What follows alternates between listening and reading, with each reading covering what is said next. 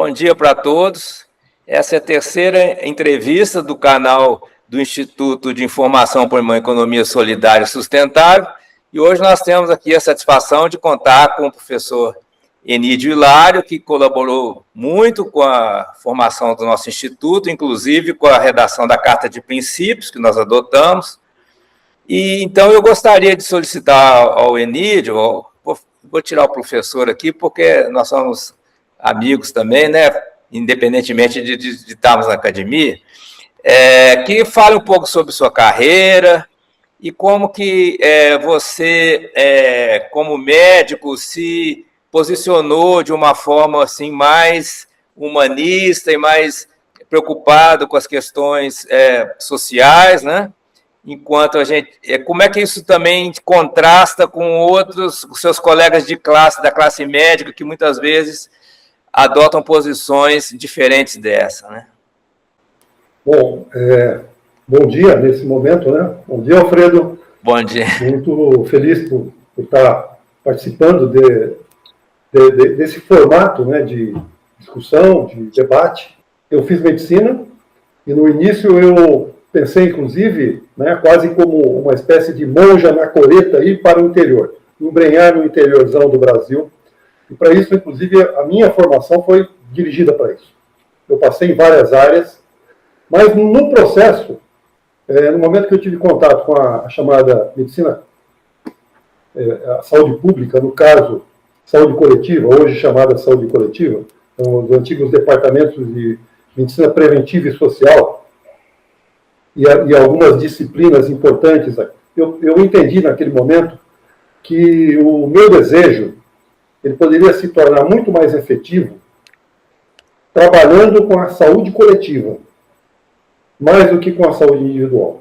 Mas o meu trajeto me levou a tratar da saúde individual intensivamente, a ponto de eu ter, inclusive, atuado dentro do Conselho Regional de Medicina, em consultório, em clínica, em reabilitação. Mas também uma outra área nesse processo me atraiu, que é a área da saúde mental. E a minha formação em psicoterapia, psicanálise e meu doutorado, inclusive, em psicologia. Então, foram todas áreas. Então, é uma trajetória bastante interdisciplinar, justamente pela minha necessidade de dar conta de uma certa angústia de, primeiro, atuar de forma ativa, efetiva, em relação a mudar as condições que eram, na minha percepção, na minha experiência e historicamente falando, extremamente injustas. Eu vivi, no tempo da faculdade, no tempo da minha formação, um período pré-Sistema Único de Saúde, onde os pacientes dos hospitais e escolas eram chamados de indigentes. O meu hospital escola foi a Santa Casa de Campinas. E lá os pacientes eram chamados de indigentes. Não eram cidadãos. Eram seres invisíveis, esquecidos e lembrados apenas como formas de uso no ensino de medicina. Então eu vivi isso e vivi o processo. E atuei, e fui ativo nesse processo, que culminou com a criação do Sistema Único de Saúde. A Constituinte de 88 tornou esse sonho realidade, e nesse sentido eu tenho a alegria e o sentimento de ter dado minha pequena contribuição como médico sanitarista, porque esse foi um movimento conduzido pelo movimento sanitário brasileiro. Pessoas iluminadas, pessoas visionárias, porque naquela época era um sonho, e hoje esse sonho é realidade. Muito ainda para melhorar, mas é um sonho que se tornou realidade porque foi sonhado por toda uma geração de profissionais da área da saúde, em particular os chamados médicos sanitaristas. E na atualidade, qual assim a importância do cooperativismo, da visão de economia solidária na sua atuação médica? Então, nesse processo que eu disse ser não linear, eu também atuei na clínica. E o único espaço que eu senti ser atrativo, compatível com os meus valores, o sistema cooperativista, no caso, o sistema Unimed, o nascente sistema Unimed, como cooperativa de trabalho médico. Evidentemente, o cooperativismo médico avançou muito do ponto de vista de poder. Hoje é a mais importante estrutura de atenção à saúde no campo privado, a chamada saúde complementar, fora do Sistema Único de Saúde, é o sistema Unimed.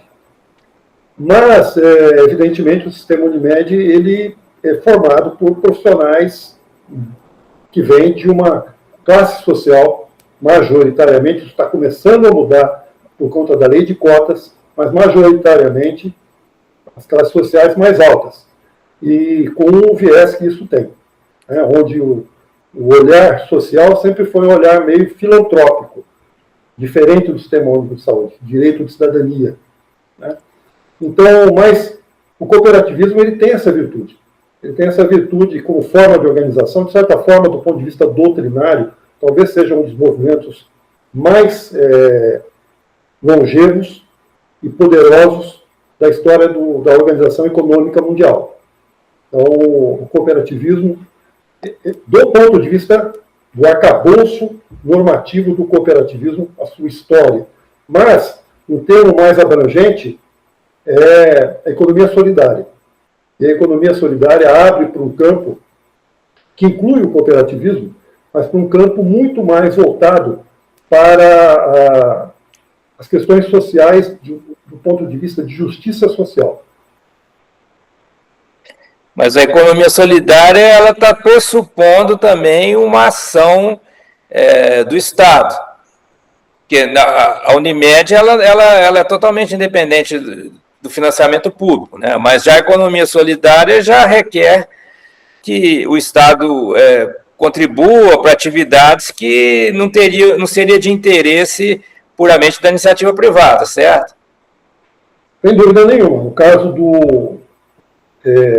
a gestão, a definição de prioridades, a questão da forma da renúncia fiscal, das políticas de incentivo, do planejamento estratégico do Estado, e aí tem do ponto de vista doutrinário, a figura de Paul Singer, o grande Paul Singer, que sonhou, ele não foi o pioneiro no cooperativismo no Brasil, e tampouco pioneiro da economia solidária, mas sem dúvida nenhuma foi, do ponto de vista de sua personalidade, da sua importância, não só do ponto de vista acadêmico que ele foi, mas do ponto de vista da inserção nos governos, desde o governo Erundina até o governo federal, quem estabeleceu um arcabouço, ajudou a definir prioridades dentro dos programas de governo.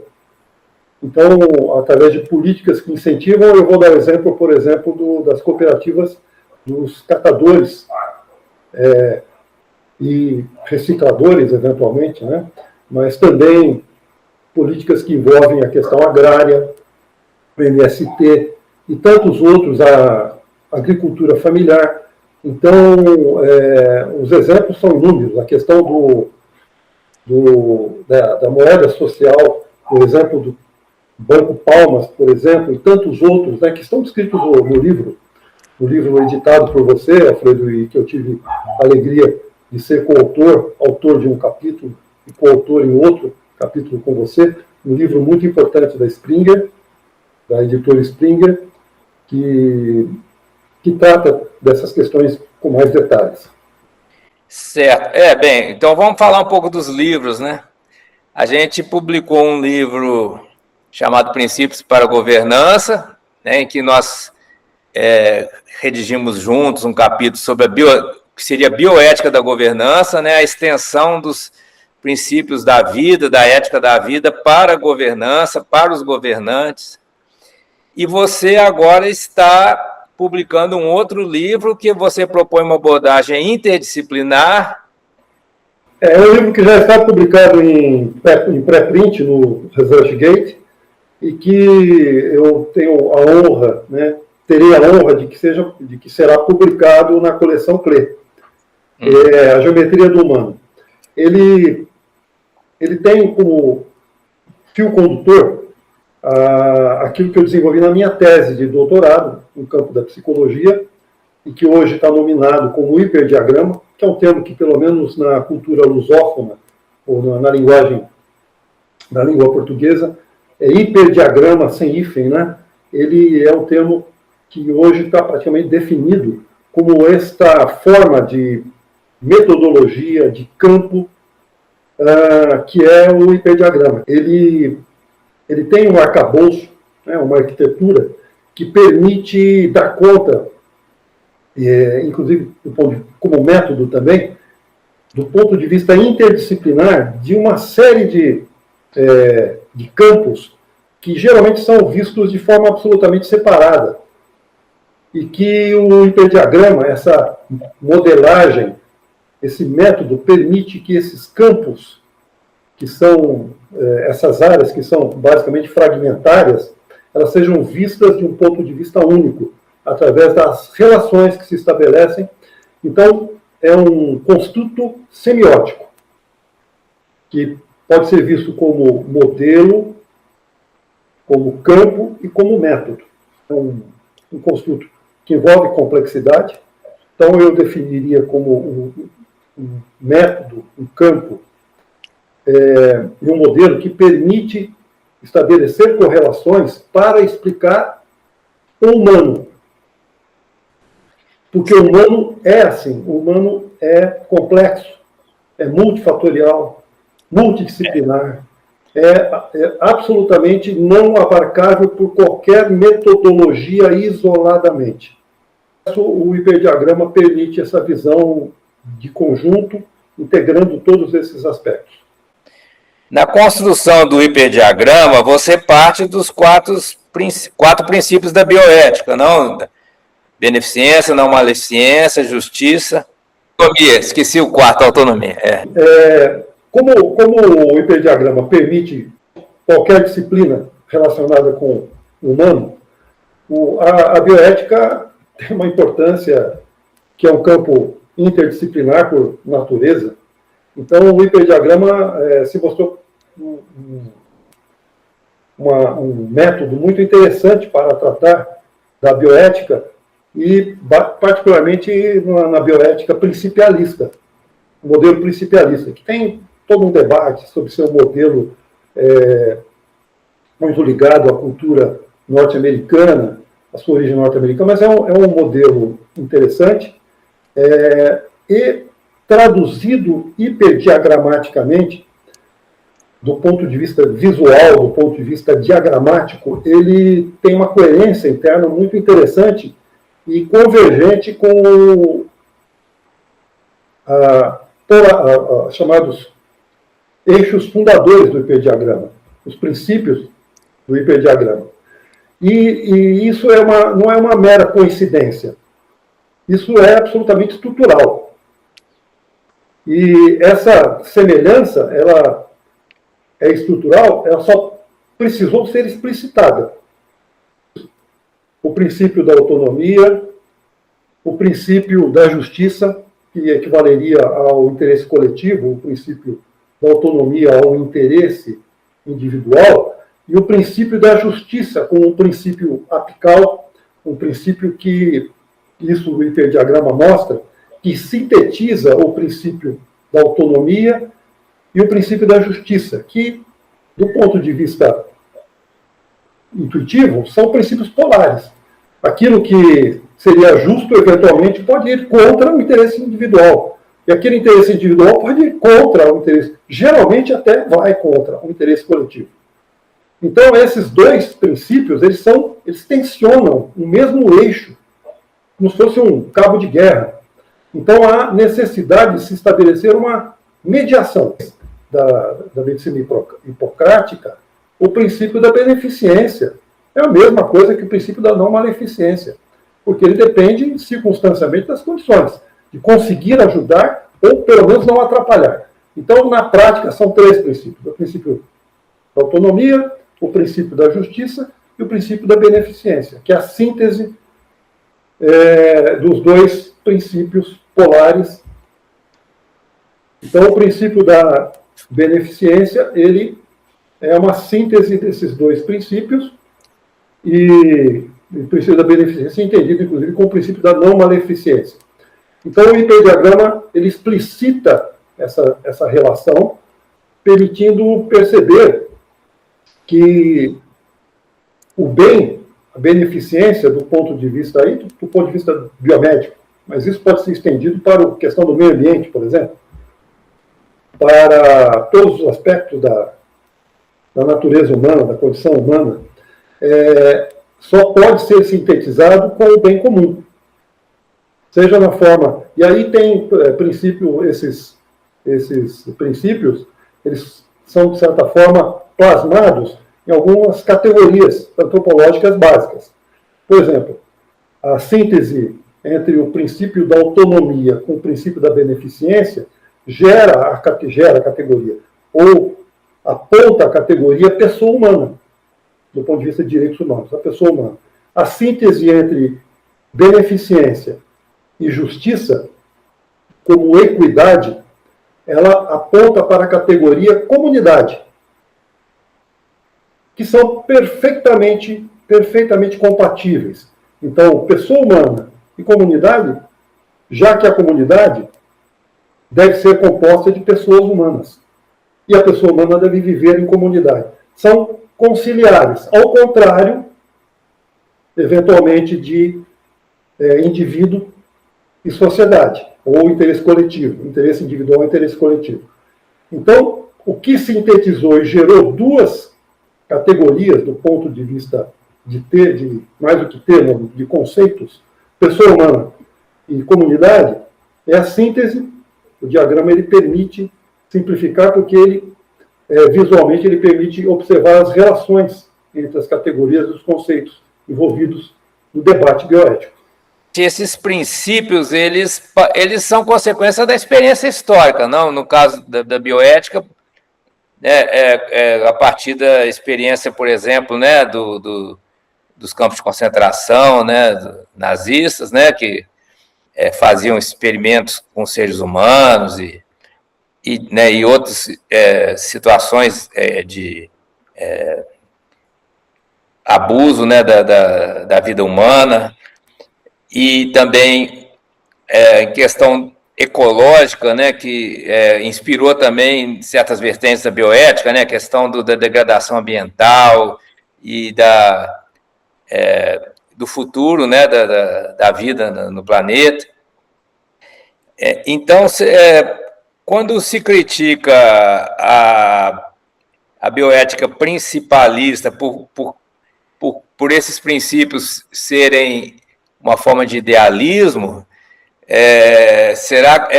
não está se considerando que tem toda uma experiência histórica que foi incorporada nesses princípios, não? Há uma relação estrutural, inclusive, com um grande evento, o produto de um evento histórico no final do século XVIII, que foi a Revolução Francesa. E o lema da Revolução Francesa é liberdade, igualdade e fraternidade. Não é coincidência que haja uma relação estrutural entre igualdade e justiça, liberdade e interesse individual, e fraternidade com o bem, a beneficência. Então, isso não é uma mera coincidência. É porque tem uma estrutura que envolve a estrutura de valores. E essa estrutura, esses valores, eles são seculares, para não dizer milenares, né? O cristianismo teve um papel importante nesse processo, mas no Oriente também, seguindo outras religiões, né, o confucionismo, por exemplo, tem toda uma tradição que leva à formulação moderna dos direitos humanos. No caso da Segunda Guerra Mundial, não foi só na Segunda Guerra Mundial que a barbárie veio à luz, que as pessoas puderam constatar que a natureza humana envolve um enorme potencial de barbárie de selvageria. Isso nós temos desde, por exemplo, do final do século XIX, a própria Guerra Civil Americana, o genocídio armênio, a Guerra Civil Espanhola e o Holocausto na Segunda Guerra Mundial, mas Hiroshima e Nagasaki. Todos exemplos claríssimos da barbárie, do que, até onde o ser humano pode chegar, que é inominável. E a gente está vendo, está vivendo isso. A gente está vendo isso sob nossos olhos. Se esses valores humanos são universais, como é que pode acontecer um genocídio em pleno século XXI? Pois é, Gaza, né? O genocídio só está acontecendo pela fraqueza da ONU. A fraqueza da Organização das Nações Unidas e a Declaração dos Direitos Humanos da ONU acaba se tornando tão fraca quanto a própria ONU se tornou. Né? Talvez os Estados Unidos tenha traído a ONU, então, porque os Estados Unidos seria o guardião, né, desses princípios, se declarava o guardião dos direitos humanos em todo o planeta. E, de repente, o próprio guardião traiu os princípios, não? É interessante que a sede da ONU esteja em Nova York. Né? É interessante isso até quando a ONU, se ela continuar existindo na forma como está, até quando ela poderá permanecer situada Mas a Unesco está em Genebra, né? Pois é, a Unesco está em Genebra e a Unesco é considerada uma subversiva dentro da ONU, pelos americanos. Né? Tanto que não recebe, há muito tempo não recebe recursos dos Estados Unidos e alguns outros países, não apenas os Estados Unidos, mas alguns outros países já não financiam mais a ONU. A ONU vive a contribuição de países que seriam chamados de terceiro mundo, países pobres. E por isso a Unesco, foi da Unesco que nasceu a Declaração Universal de Bioética e Direitos Humanos. Olha que interessante. 2005, é deste século, a Declaração Universal de Bioética e Direitos Humanos da Unesco. Participação brasileira, né? Participação importantíssima do Brasil. Não teria ocorrido se não fosse a participação do Brasil. E é interessante que eles incluíram, poderia ser apenas a Declaração Universal de Bioética, mas colocaram a Declaração Universal de Bioética e Direitos Humanos. Porque pode não ser direitos humanos tratado, se fala de bioética, do ponto de vista contemporâneo. A bioética nasceu com Popper, né, lá na década de 60, com uma disciplina voltada para a questão do meio ambiente, a questão ecológica. Então, foi quase que um retorno às origens. A Unesco retornou às origens da criação desse termo, que se universalizou e que acabou sendo muitas vezes sequestrado por interesses da área biomédica, envolvendo grandes interesses econômicos, como a indústria farmacêutica, as indústrias de equipamento. Então, a questão envolvendo pesquisa, duplo cego e assim por diante. Quer dizer, isso tudo tem interesses poderosíssimos por trás dessas discussões e a Unesco quebrou a hegemonia que essas forças poderosíssimas conseguiram manter dentro da Organização Mundial da Saúde. A Organização Mundial da Saúde estava, de certa forma, sob controle desses interesses. E a Unesco quebrou isso. Ou os militantes, né, que atuaram dentro da Unesco conseguiram quebrar essa resistência. Então, de certa forma, o que dá fundamento à Carta de Princípios do Instituto é exatamente a Declaração Universal de Bioética e Direitos Humanos da Unesco. Sim, só detalhando um pouquinho isso que você falou, né, a bioética começa ligada à ecologia, né, na década de 60, depois ela se desenvolve bastante na área médica, né, inclusive com os comitês de ética, na pesquisa com seres humanos, né, na área médica, e depois se estende para todo tipo de pesquisa com seres humanos, né, e E a partir dessa declaração da Unesco, né, nós trabalhamos no nosso livro para desenvolver o que seria a bioética da governança, ou seja, qual deveria ser a ética que os governantes teriam, quais os princípios que os governantes precisam seguir, além de cumprir a lei, né? Além de atuar dentro das 4 linhas da Constituição, também, né, teriam princípios. E agora, contemporaneamente, inclusive no nosso instituto, a gente está ligado com a questão da ética da informação, né? Que com toda esse desenvolvimento dos sistemas de comunicação e os bancos de dados das pessoas que estão sendo usados, né, para interesses comerciais, e também o desenvolvimento da inteligência artificial, né, nós, então, entramos numa área também que, além das questões ecológicas, das questões médicas, das questões de governança, nós também temos as questões ligadas à informação, né? Ao papel que a informação tem na sociedade. Pode aumentar a autonomia das pessoas, né? Porque as pessoas têm mais acesso à informação, têm mais meios de comunicação, redes sociais, elas podem se manifestar, mas, ao mesmo tempo, também toda essa tecnologia pode ser usada para controlar as pessoas, manipular, né?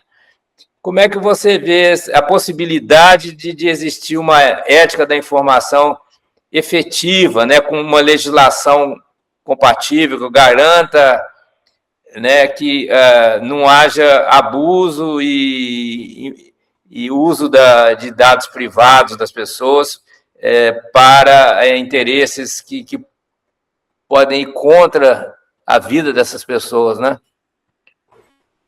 Olha, o Brasil não tem que se envergonhar, não tem nada a se envergonhar em relação à proatividade envolvendo a questão da web, da ética e dos perigos envolvidos no campo dos meios de comunicação, envolvendo a internet, as redes sociais. O Brasil não tem que se envergonhar. O Brasil já tinha desenvolvido uma legislação bastante avançada comparado com o mundo. Mas, hoje em dia, quem está na vanguarda é a União Europeia. E dentro da União Europeia, destaque para a Espanha, para a França também, mas para a Espanha. Então, nós temos que ficar de olho no que a União Europeia faz. Até pelo poder que a União Europeia tem, do ponto de vista simbólico e do ponto de vista efetivo, por toda a história que ela tem e por todo o potencial mercado, o enorme mercado que ela representa. E pela força da cultura que ela tem, com os prós e contras, com todas as coisas envolvidas no colonialismo, a selvageria que foi as nações europeias, elas evoluíram a partir do sofrimento representado principalmente pela Primeira Guerra e pela Segunda Guerra Mundial. A Europa Ocidental, inicialmente, evoluiu muito, e hoje a União Europeia é algo que merece a nossa atenção contínua, porque os debates que lá se estabelecem, na minha opinião, estão definindo um norte para o futuro da humanidade. Pelo menos um futuro viável para a humanidade. Porque aqui, no que diz respeito ao nosso irmão do Norte, nosso grande irmão do Norte, a situação não está boa. Estamos vivendo uma crise, inclusive, que está se discutindo dentro dos Estados Unidos. Hoje, dentro dos Estados Unidos, se fala em impedimento. A 25ª emenda. Então, esse país que cedia a Organização das Nações Unidas hoje não é mais confiável, inclusive para as nações europeias, para a União Europeia. Mas você não colocaria também o Brasil, o México, o Canadá, nesse movimento aí que você refere em relação à Europa? Ah, sim, coloco. Tanto que eu falei que nós não temos que nos envergonhar em relação à proatividade nesse campo. O Brasil está avançando muito nesse campo, e eu acho que o próprio Instituto tem um papel fundamental nessa área também, de apontar caminhos inclusive do ponto de vista... Né? Aí já é uma responsabilidade grande para a gente. Responsabilidade grande, mas está dentro aí do escopo do Instituto, trabalhar essa questão. Faz o Instituto como fazendo uma espécie de um experimento piloto, né, que pode servir de modelo para ações futuras, né? O Fórum Popular Online, o FOPO, o Fórum Popular Online. O Fórum Popular Online, se também tiver sucesso, né, aí sim poderá ser uma ferramenta para uma democracia participativa digital, né? Sem dúvida. Então, não olhar com um olhar acovardado, temeroso, o potencial que a tecnologia da informação hoje oferece, inclusive a inteligência artificial. Né? Mas olhar com senso, com cuidado, com critério, sem exageros, não deixar de perceber os perigos envolvidos nesse campo, principalmente da manipulação, das fake news, das teorias da conspiração que pululam, melhor dizendo, a expressão melhor, nesse meio. Mas há um potencial muito interessante do ponto de vista de criatividade, do ponto de vista de permitir a liberação do ser humano para atividades mais nobres, desde que acompanhado do ponto de vista de justiça social, justiça distributiva, tem um enorme potencial. A propósito, no livro Geometria do Humano, há toda uma série de capítulos dedicados à relação entre o hiperdiagrama e os grandes modelos de linguagem, a inteligência artificial. Por quê? Porque a inteligência artificial ela trabalha com vetores de alta dimensão. Né? Toda praticamente a produção humana disponível hoje, do ponto de vista acadêmico, ou não, mas particularmente do ponto de vista da ciência, está comprimido dentro do processo de aprendizado de máquina, aprendizagem profunda de máquina, nos grandes modelos de linguagem. E eles trabalham com vetores de alta dimensão no espaço e vão produzir textos coerentes do ponto de vista textual, mas sem nenhuma garantia de que sejam verdadeiros. Né? É um território pantanoso e perigoso. Mas o hiperdiagrama, ao contrário, ele trabalha com o princípio vetorial. Aliás, lá na origem do hiperdiagrama, ele, de certa forma, coincide com o momento onde se discutia os chamados grandes modelos de linguagem. Lá no final do século passado, a minha primeira publicação, ela está lá no final, 1998, foi a primeira publicação, onde eu vou fazer uma análise literária da obra Temor e Tremor, do Kierkegaard, onde eu uso o hiperdiagrama e já com o princípio vetorial, porque, de certa forma, na intuição que eu tive do hiperdiagrama está lá a analítica vetorial ou a geometria analítica cartesiana. E hoje os grandes modelos de linguagem usam vetores. Então, só que os vetores de alta dimensão na inteligência artificial são absolutamente paupérrimos do ponto de vista semântico. A semântica está praticamente ausente. Né? São modelos estatísticos. Enquanto que no modelo hiperdiagramático, os vetores não são de alta dimensão, mas extremamente ricos do ponto de vista semântico. Por quê? Porque é do campo da semiótica. Então, o hiperdiagrama, a minha proposta, que eu defendo no livro, é que o hiperdiagrama ele permite qualificar a relação do usuário com a inteligência artificial, em particular os grandes modelos de linguagem. Ele permite, porque ele funciona constrangendo a explosão de possibilidades que são chamadas aí alucinações, E o hiperdiagrama permite detectar isso, estabelecer isso do ponto de vista estrutural. Ele constrange a explosão combinatória que está pressuposta potencialmente dentro da modelagem dos grandes modelos de linguagem. O hiperdiagrama, acoplado com inteligência artificial, ou qualquer um dos grandes modelos de linguagem, ele qualifica os resultados que o usuário obtém quando ele consulta algum assunto. Quando ele, por exemplo, o hiperdiagrama é utilizado na análise literária, como chave hermenêutica, para estudar uma obra literária. Isso eu apresentei algumas vezes nos grupos de estudo de auto-organização, também no grupo Raízes, dentro do CLE. E os resultados são muito interessantes. Então, eu convido as pessoas a lerem. Ele, na forma de pré-print, ele está disponível no ResearchGate. É só colocar lá meu nome, colocar a geometria do humano, entre aspas, e a pessoa conseguirá acessar esse pré-print. E lá eu discuto isso em profundidade. Ótimo. Mudando um pouquinho de assunto, né, pela sua atuação na área de saúde mental, por que aparentemente nós estamos vivendo uma epidemia de transtornos de humor, de ansiedade, né? A que se deve isso? Por que as novas gerações estão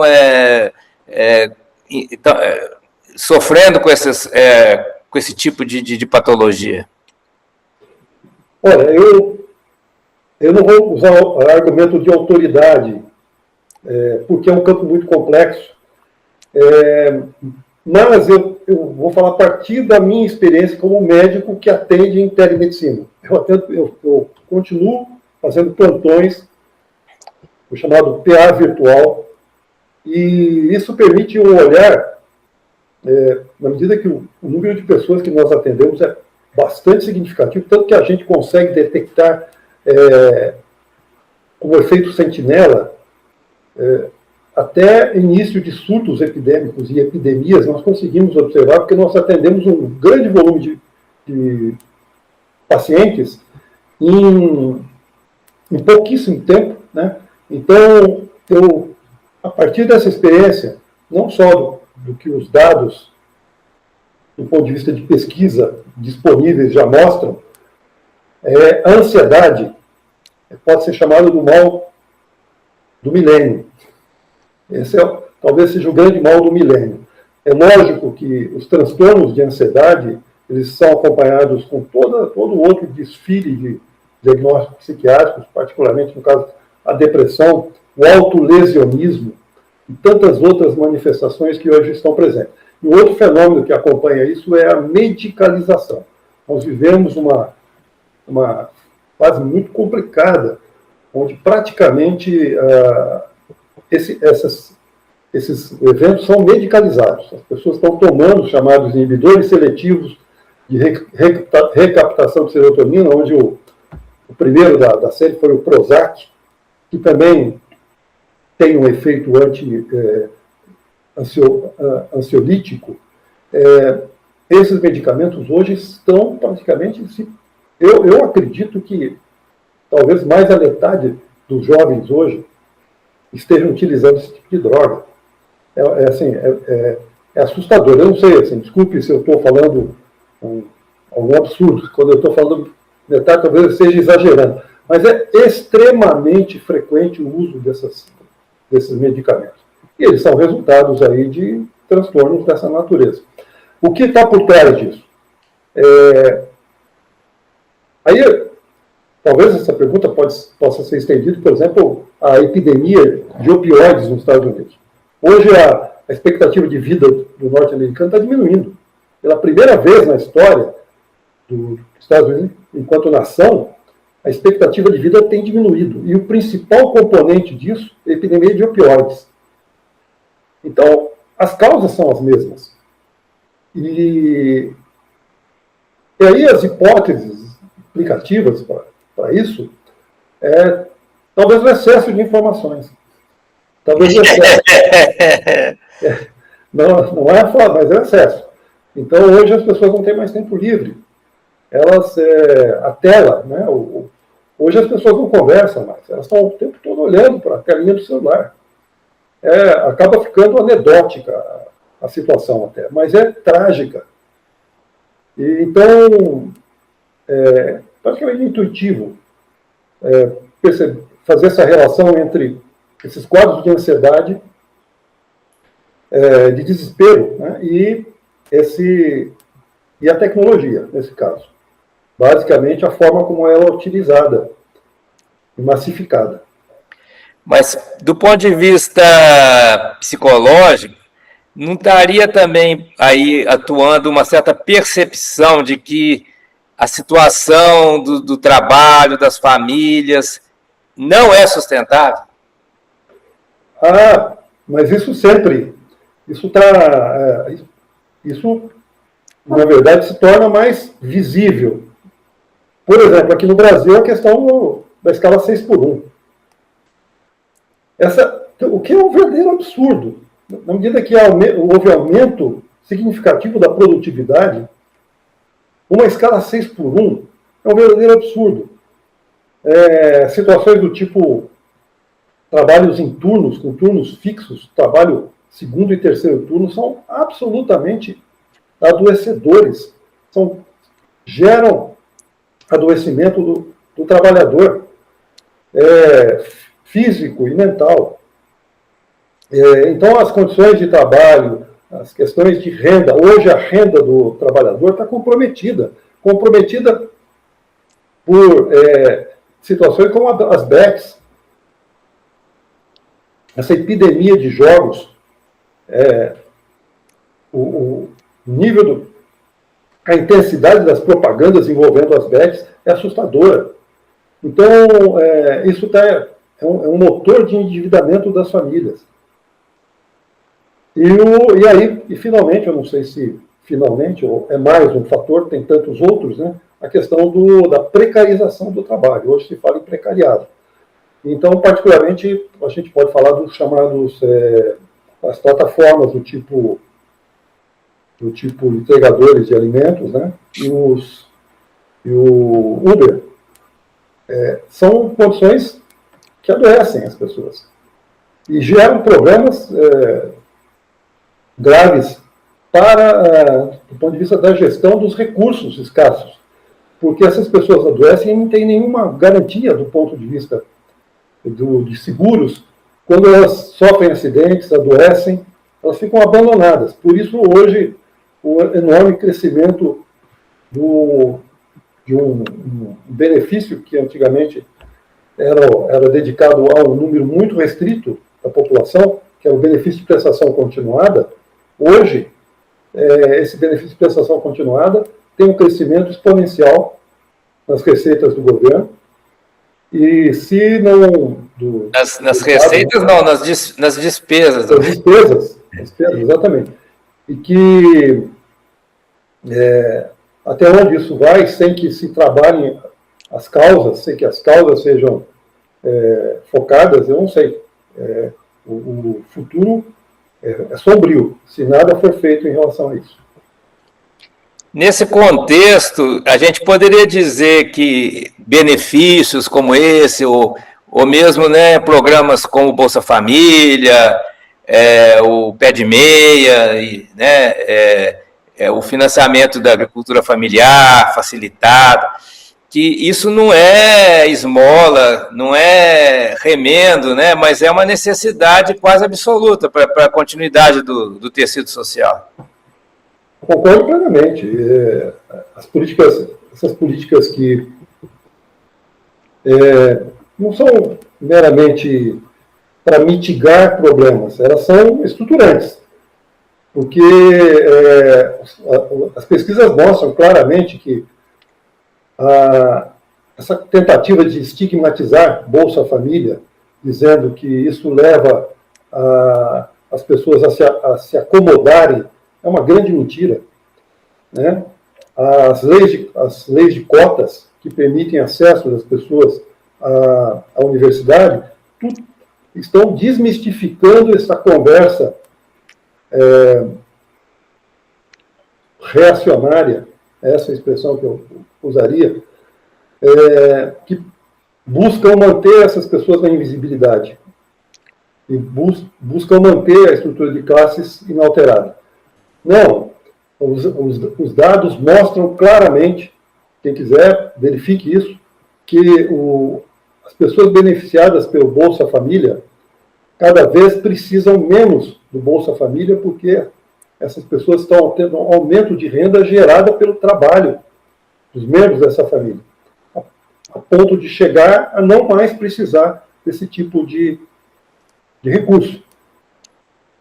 E isso casado com o aumento do acesso à educação de qualidade, inclusive educação superior, que é muito fácil de entender o benefício disso, não só para o momento atual, mas para médio e longo prazo, do ponto de vista de políticas estruturantes para tirar o Brasil da condição de país em desenvolvimento para um país plenamente desenvolvido. E o Brasil não é segredo nenhum, o Brasil é um modelo hoje no mundo todo em relação a essas políticas. Bem, então, para concluir, eu vou fazer uma hipótese aqui, eu queria que você comentasse. Eu estava assistindo um vídeo sobre pessoas que trabalham com produção de queijo no MST, né, no Rio Grande do Sul, uma cooperativa de produção de queijo, né, que foi objeto de financiamento público, mas atualmente ela já se sustenta, tem uma grande produção de queijo, né? E eu notei que as pessoas estavam muito felizes, né?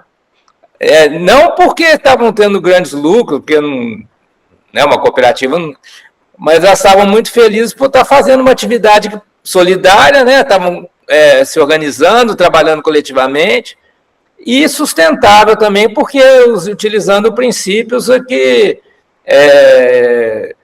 são bons para a saúde física, mental e que não agridem, né, a natureza. Quer dizer, eu não conheço os detalhes, mas, né, a gente sabe que as cooperativas do MST, elas têm princípios aí de agroecologia, né, e que se aplicam também na pecuária, né, em alguma medida, né.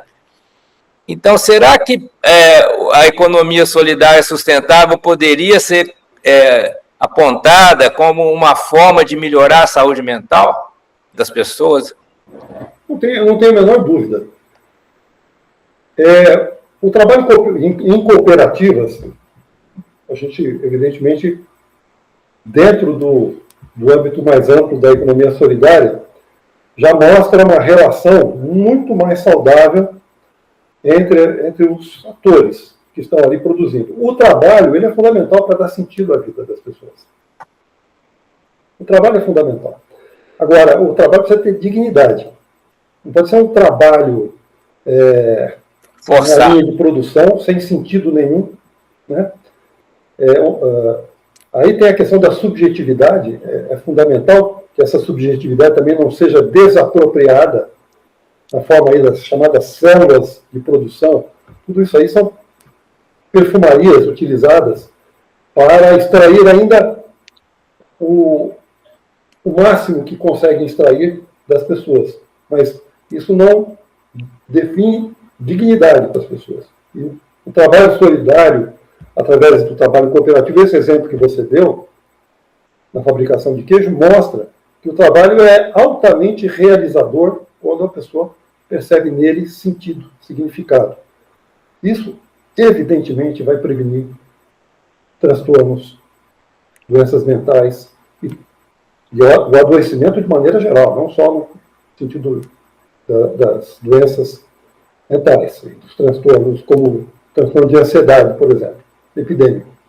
Então, sim, sem dúvida nenhuma, e a gente sabe que esse tipo de atividade vem aumentando, lentamente, mas é um acúmulo histórico que em algum momento fará toda a diferença no sentido de dar ao ser humano a dignidade que ele merece e que está defendida nas declarações universais de direitos humanos, particularmente na Declaração Universal de Bioética e Direitos Humanos da Unesco. Ótimo. Bem, agradeço muito a nossa conversa, bastante interessante, né? Modéstia à parte, eu acho que nós tocamos algumas questões assim muito pertinentes, né? E você gostaria de se despedir com palavras também em relação ao Instituto, o que você espera que a gente consiga fazer nos 5 anos que nós teremos de atividade já prevista, né? Muita esperança, né? Princípio esperança. O Instituto recém-nascido, né? Ele tem tudo para dar certo, porque ele é constituído por pessoas, no Brasil inteiro. E pessoas idealistas, pessoas que acreditam, que têm esperança e que têm acúmulo, que têm experiência. Não estão apenas no âmbito das discussões acadêmicas, mas da prática, da praxis. Então, aí vem a grande responsabilidade, né? Com o potencial, a realização desse potencial que o Instituto tem, envolve uma grande responsabilidade. Então, eu tenho grande esperança de que esse Instituto venha a atingir todos os objetivos para o qual ele foi criado. E quero aqui reconhecer que, sem você, Alfredo, professora Ítala, o esforço coletivo de todos nós não teria atingido esse sucesso que hoje se manifesta na formação do Instituto, com o financiamento, com a sua carta de princípios. Então, é isso. Contem comigo, né, como mais alguém para ajudar nesse processo, naquilo que puder. Muito obrigado. Nessa formação, né, algumas pessoas tiveram que assumir um papel mais preponderante, mas a expectativa é que, na medida em que os grupos de trabalho, os núcleos passem a interagir, né, internamente e uns com os outros, que a gente possa ter uma distribuição maior, né, da responsabilidade.